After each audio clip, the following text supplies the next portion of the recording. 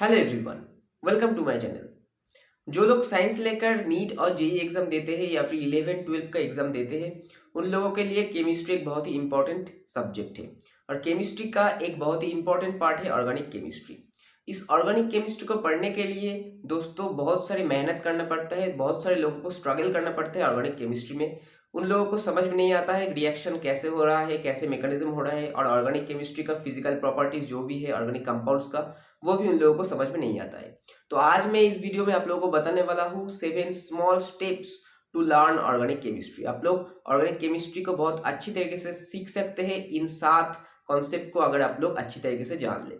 तो मैं यह पर बताऊंगा, तो आप लोग जरूर वीडियो के एंड तक देखिएगा, तो आप लोगों को पता चल जाएगा। और जो लोग नए हो मेरे चैनल को जरूर सब्सक्राइब कर दीजिए, नोटिफिकेशन बेल को प्रेस कर दीजिए, ताकि आप लोगों को ऐसे ही मजेदार ट्रिक्स आप लोगों को पता चल जाए। हमें 11 और 12 का ऑर्गेनिक केमिस्ट्री पढ़ने के लिए 11 का 2 चैप्टर बहुत अच्छी तरीके से पढ़ना होगा। जो चैप्टर है ऑर्गेनिक केमिस्ट्री का, जो some basic concepts of organic chemistry, some basic concepts of organic chemistry,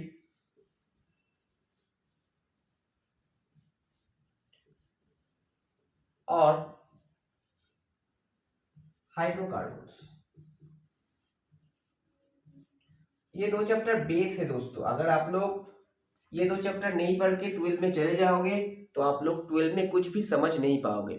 in 2 chapter के कॉन्सेप्ट्स को क्लियर करके ही 12 में जाना होगा, नहीं तो ऑर्गेनिक केमिस्ट्री कुछ भी समझ में नहीं आएगा। अब इन 2 चैप्टर में से कौन कौन इंपॉर्टेंट टॉपिक आप लोगों को सबसे अच्छी तरीके से कॉन्सेप्ट वाइज पढ़ना होगा।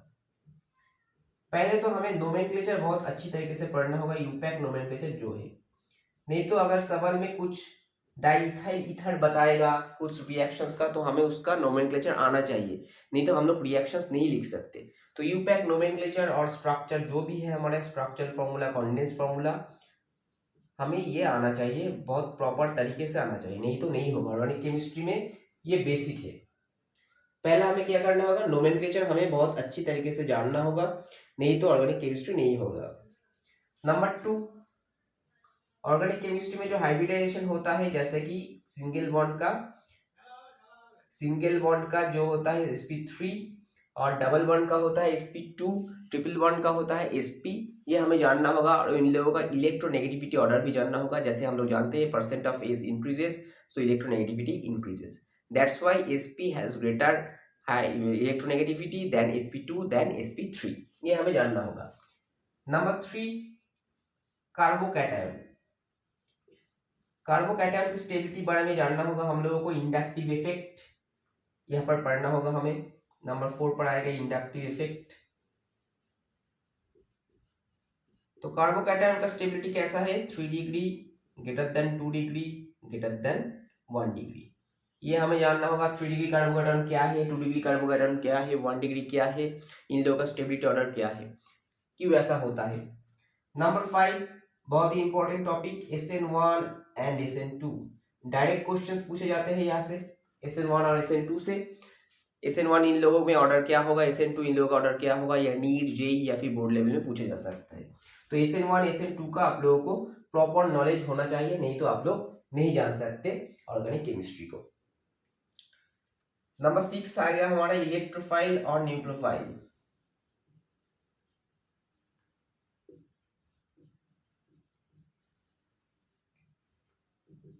इलेक्ट्रोफाइल क्या है, न्यूक्लियोफाइल क्या है, आप लोगों को जानना होगा, क्योंकि यही दो जुड़ के एक नया प्रोडक्ट बनाता है। इस रिएजेंट का इलेक्ट्रोफिलिक सेंटर और इस रिएजेंट का न्यूक्लियोफिलिक सेंटर जुड़ जाएगा, कुछ एलिमिनेट हो जाएगा, नया प्रोडक्ट बन जाएगा, यही है हमारा मैकेनिज्म। इलेक्ट्रोफाइल मतलब E+, जो इलेक्ट्रॉन डेफिशिएंट होगा, यानी जो इलेक्ट्रॉन की तरफ भागेगा, वो है इलेक्ट्रोफाइल। न्यूक्लियोफाइल मतलब Nu-, जो न्यूक्लियस की तरफ भागेगा, यानी पॉजिटिव चार्ज की तरफ भागेगा, वो खुद होगा नेगेटिव चार्ज।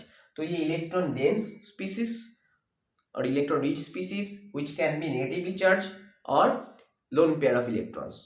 और यहाँ पर पॉजिटिवली चार्ज हो सकता है, या फिर इलेक्ट्रॉन डेफिशिएंट स्पीसीज जिसका ऑक्टेट फुलफिल नहीं हुआ हो, एग्जाम्पल BF3 AlCl3, इन लोगों को लुईस एसिड मान के भी आप लोग चल सकते हो। तो ये लुईस एसिड और ये लुईस बेस। इलेक्ट्रॉन किसकी तरफ भागता है, इलेक्ट्रॉन की तरफ भागता है कौन, इलेक्ट्रोफाइल। तो कौन भागता है, लुईस एसिड, और इलेक्ट्रॉन डोनेट कौन करता है, लुईस बेस, जो कि आखिर में है न्यूक्लियोफाइल। तो ये है लुईस एसिड और ये है लुईस बेस। नंबर 7 हम लोगों को हाइड्रोजन बॉन्डिंग और डाइपोल डाइपोल इंटरेक्शन ये जानना होगा। क्यों जानना होगा? ये कुछ ऑर्गेनिक कंपाउंड की फिजिकल प्रॉपर्टीज जैसे कि बॉइलिंग पॉइंट, सॉल्युबिलिटी, इन सारे प्रॉपर्टीज को डिस्कस करने के लिए जानना होगा, क्योंकि ये नीट, जेई या फिर बोर्ड एग्जाम में एक्सप्लेनेशन के थ्रू आते हैं। बॉइलिंग पॉइंट किसका ज्यादा होगा? जिसमें हाइड्रोजन बॉन्डिंग ज्यादा होगा, उसमें क्या होगा? उसमें एसोसिएटेड होगा मॉलिक्यूल्स, तो बॉइलिंग पॉइंट ज्यादा होगा क्योंकि हाइड्रोजन बॉन्डिंग तोड़ने में ज्यादा एनर्जी देना पड़ेगा। सॉल्युबिलिटी, वाटर के साथ जो भी हाइड्रोजन बॉन्डिंग क्रिएट करेगा वो वाटर में सॉल्युबल होगा, और जो नहीं करेगा वाटर में सॉल्युबल नहीं होगा, तो हाइड्रोफोबिक हाइड्रोफिलिक का। तो हमें क्या क्या जानना होगा? पहले nomenclature, number 2 hybridization, number 3 carbocation, number 4 inductive effect, SN1 SN2, electrophile nucleophile, hydrogen bonding, dipole dipole. ये सारे जान के आप लोग कर सकते हो। या फिर ऑर्थो मेटा पैरा जो electron donating electron withdrawing group है, उन लोग क्या क्या डायरेक्टिंग होगा। हम लोग जानते हैं इलेक्ट्रॉन डोनेटिंग ग्रुप क्या होता है, ऑर्थो और पैरा, और इलेक्ट्रॉन विड्रॉइंग ग्रुप मेटा। तो ये टॉपिक को जान के आप लोग पूरे 12 का केमिस्ट्री का रिएक्शन कर सकते हैं, पूरी केमिस्ट्री का, ऑर्गेनिक केमिस्ट्री कर सकते हैं, पूरे 12 का फिजिकल प्रॉपर्टीज से लेकर रिएक्शन मैकेनिज्म तक, प्रोडक्ट तक, सब कुछ आप लोग कर सकते हैं अगर ये 7 टॉपिक आप लोगों को कॉन्सेप्ट वाइज क्लियर हो जाए तो। अगर आप लोगों का कॉन्सेप्ट क्लियर नहीं है तो मैं इस चैनल पर वीडियो लाऊंगा, इन सारे टॉपिक पर आप लोगों का कॉन्सेप्ट क्लियर करूंगा, तो आप लोग मेरे साथ जुड़े रहिए और ऑर्गेनिक केमिस्ट्री सीखते रहिए। मजेदार है दोस्तों। आज की वीडियो यही तक, नमस्कार।